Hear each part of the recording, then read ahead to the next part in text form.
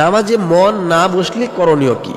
নামাজে মন অনেক সময় দেখা যায় নামাজে দাঁড়িয়ে গেলে জীবনে অনেক রকমের প্রশ্ন মাথার মধ্যে এসে কাজ করে। নামাজে দাঁড়িয়েছি, ছোটবেলায় কি করেছি, কলা গাছ কেটে ঘোড়া বানিয়ে খেলেছি, এই কথাগুলো কিন্তু নামাজের মধ্যে মনে আসে। যেই কথা কখনো মনে পড়ে না, নামাজে গেলে সেই কথাগুলোই আমাদের মনে পড়ে। এখন নামাজরত অবস্থায় যদি দুনিয়ার কথা, দুনিয়ার চিন্তা ভাবনা মাথায় কাজ করে, নামাজ হবে কি হবে না?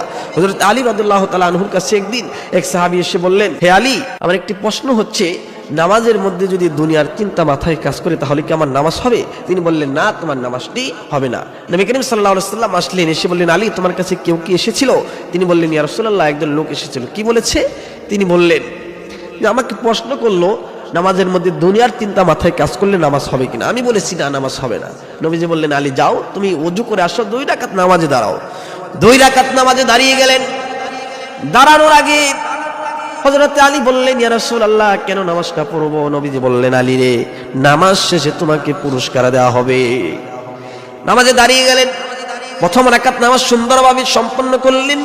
দ্বিতীয় রাকাতে যখন তিনি দাঁড়িয়ে গিয়েছেন, মাথার মধ্যে চিন্তা চলে এসেছে, নামাজ শেষে নবীজি আমাকে যে পুরস্কার দিবেন, হাদিয়া দিবেন, চাদর দেওয়ার কথা বলেছেন নবীজি।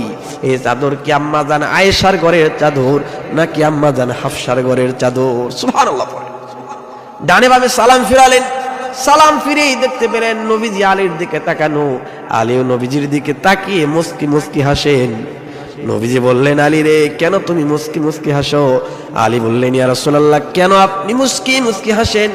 নবীজি বললেন, আলী রে, তুমিও যেই কারণে আমিও সেই কারণে। সুবহানাল্লাহ।